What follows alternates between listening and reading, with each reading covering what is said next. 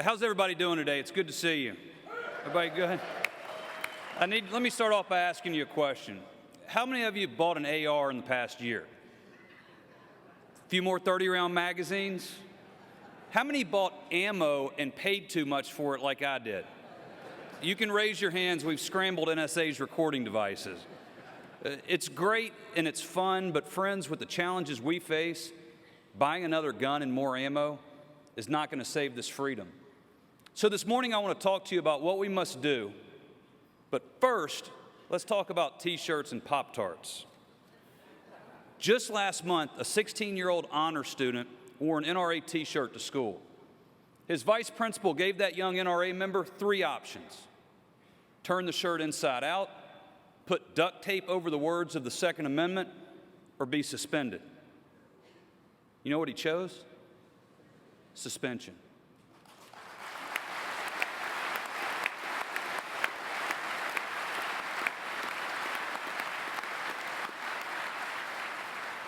Friends, there's something wrong in our country when a high school honor student is suspended for having resolute pride in our Constitution.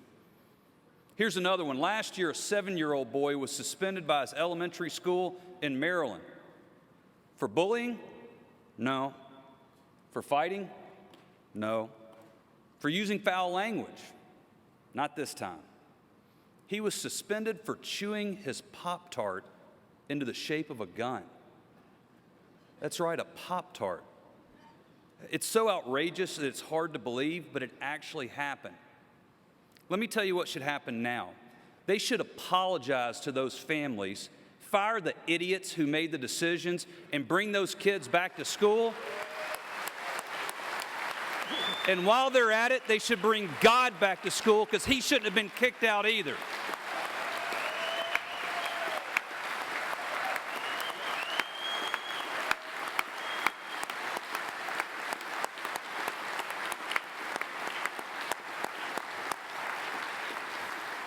But folks, this is what we're up against. Gun control groups and PETA infiltrating our schools. Teaching our children that their parents are irresponsible if they own a gun, murderers if they hunt, and downright evil if they belong to the NRA. Brainwashing through fear and intimidation. Bullying our kids. And you know who's bankrolling all of it? Michael Bloomberg. As you've heard, last week he doubled down and bragged that he'll spend $50 million this year. $50 million to elect an anti-gun Senate. He thinks that with enough deceptive TV ads, political contributions, and self-serving press conferences, he can buy the hearts and minds of the American people. He thinks he can buy freedom that countless Americans have given their lives to defend. Let me tell you something. The 5 million members of the National Rifle Association will not allow Michael Bloomberg to lie his way, buy his way, or bully his way into taking our Second Amendment rights.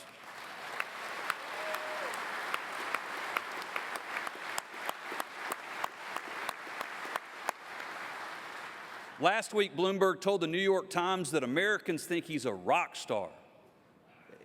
And he went on to say that if there is a God, when I get to heaven, I'm not stopping to be interviewed. I'm heading straight in. I've earned my place in heaven. It's not even close. Wow. I've looked, but I can't find anywhere in the scripture that says the way to get into heaven is to deny good people their right to defend themselves from criminal attack. I believe that God gave us this freedom, and we're not going to let Michael Bloomberg take it away. Not now, not ever.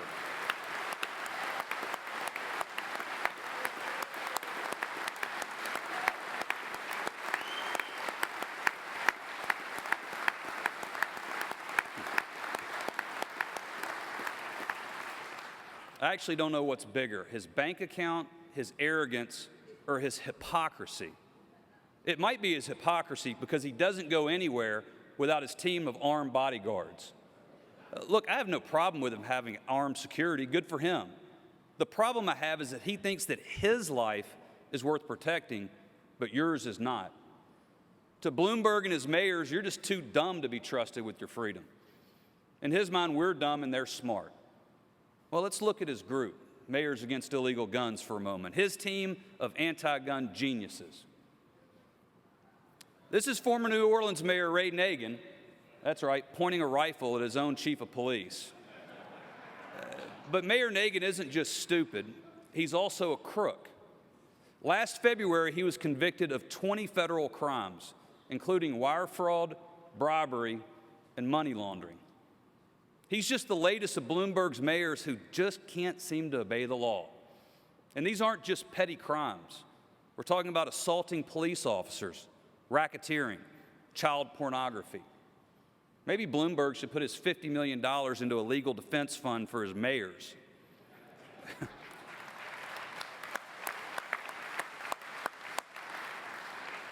You know, it's no mystery that criminals love gun control, so I guess we shouldn't be surprised when politicians who love gun control turn out to be criminals. Just look at Leland Yee. As a state senator, Yee loved gun control, but there was one little problem. Last month, he was busted by the FBI for trafficking in illegal guns. You can't make it up, but here's what the media didn't tell you. When he wasn't trafficking in illegal guns, dealing missiles to Islamic terrorists, or conspiring on drug dealing and murder for hire, Leland Yee was getting awards from the Brady campaign. They even named him their gun control honor roll and gave him an A+ rating. Hypocrisy. It seems to be a way of life for our opponents. One set of rules for them and a different set for us. Like Piers Morgan, whose Hollywood home is protected by, quote, armed response security systems. Like Michael Moore, whose bodyguard was arrested for carrying a gun in an airport. And like Senator Dianne Feinstein, who said Mr. and Mrs. America turn them all in, even as she kept a concealed carry permit for her own. That's textbook hypocrisy. And it's also dangerous. It's dangerous because it sacrifices our safety for their ideology. The truth is, armed defense saves innocent lives, and denying that right gets good people killed. So in the face of this kind of political dishonesty, we stand and we fight. That's why when Obama's pick for Surgeon General said gun ownership should be treated like a disease, we fought back. The NRA's 5 million members told the truth, that Vivek Murthy would be a prescription for disaster. This fight isn't over, but NRA members are the only reason this guy's not the Surgeon General right now, so thank you.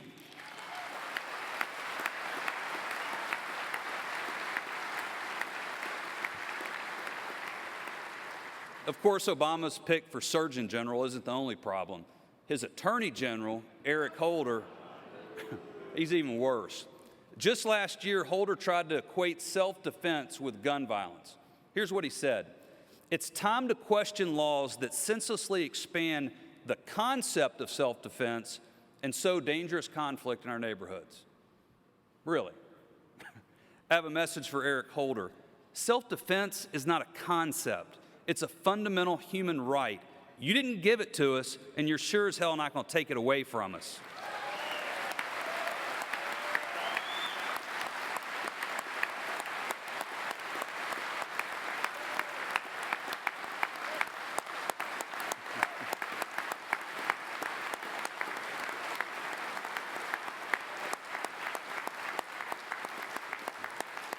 Oh, and as for sowing dangerous conflict in our neighborhoods, that's a ridiculous accusation coming from you after your department sent guns to Mexican drug lords who used them to murder our Border Patrol agents.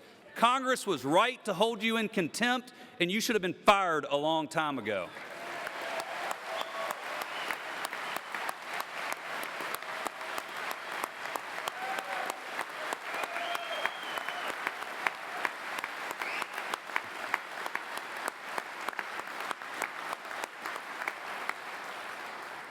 But Obama won't fire him because he agrees with him.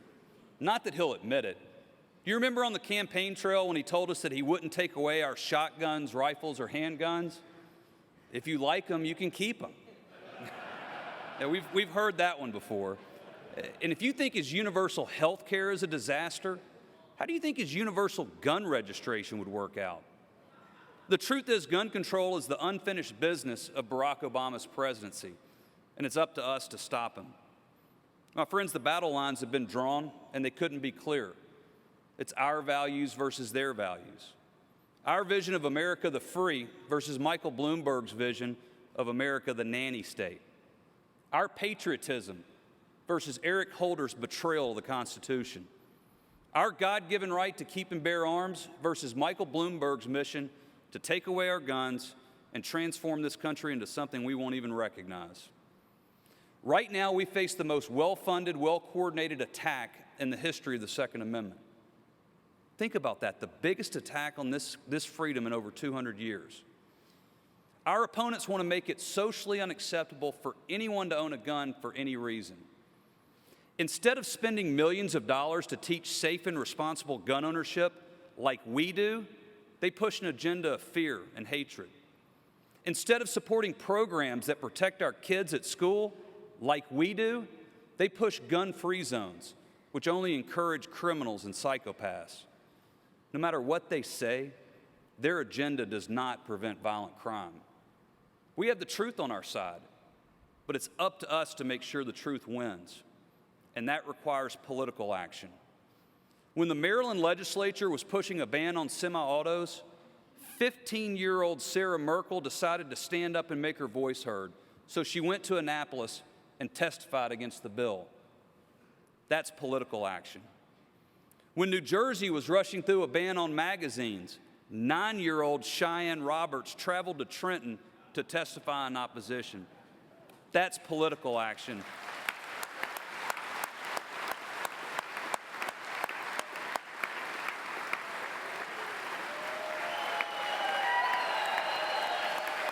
They're here. We're honored to have them here. Sarah and Cheyenne, please wave to the crowd. Thank you.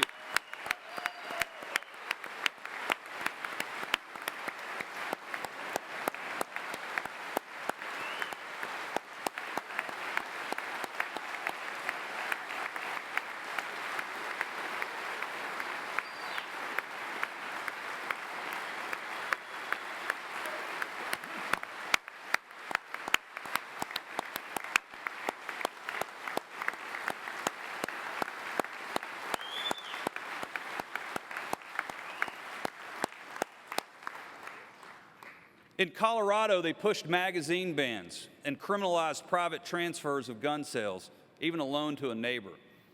When Colorado NRA members tried to have their voices heard, they had the door of democracy slammed in their faces.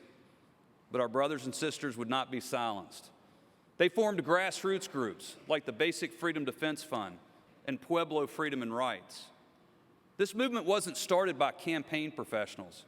It was started by tradesmen. They had almost no political experience, but they didn't let that stop them. Local businesses like Magpul stood on principle and provided critical support to NRA members and gun owners. Patriots like Eric and Sean from Blue Corps turned their shooting range into a headquarters where NRA members and activists could organize.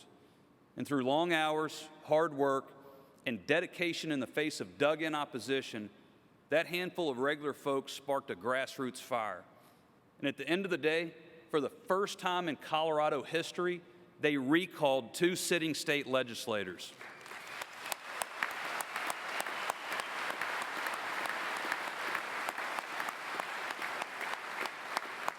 Ladies and gentlemen, please join me in welcoming a few of those patriots who are here today, the men and women of Pueblo Freedom and Rights, the Basic Freedom Defense Fund, Magpul, and our friends from the Blue Corps Shooting Center. Please stand up so we can all thank you.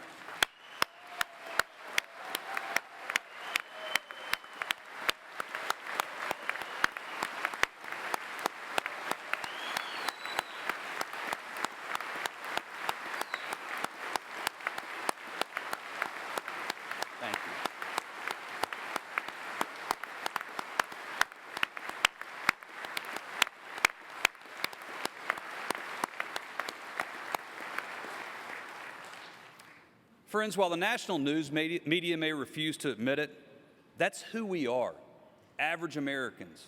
We're tradesmen, small business owners, doctors, lawyers, first responders, and military heroes.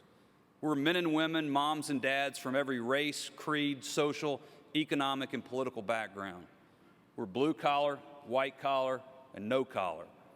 We want less food stamps and more hunters for the hungry.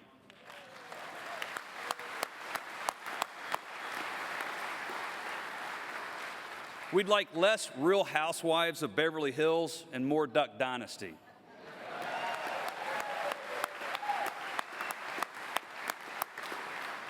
We're Republican, Democrat, Independent, and most days, none of the above. We're defined by our diversity, but we're united by our belief in the Second Amendment that keeps our families safe and our country free. My friends, as Americans, we're born with more freedom than any people in history. But to keep it, we must have the courage to be free. The courage to be free. That's the title of our great president, Charlton Heston's powerful book. In it, he laid out 10 covenants of courage. 1, find ways to influence government in all of its forms. 2, be willing to disobey. 3, take absolute and resolute pride in your own values. 4, defend America as the peerless ideal, period. 5, fiercely preserve all the rights outlined in the Bill of Rights. 6, find the way to your loudest possible voice and speak. 7, embrace change. 8, find myriad avenues to pass on your convictions. 9, accept that sacrifice is just part of the deal. And 10, commit to the daily process of private prayer. Friends, that's our playbook, and that's what it takes to win.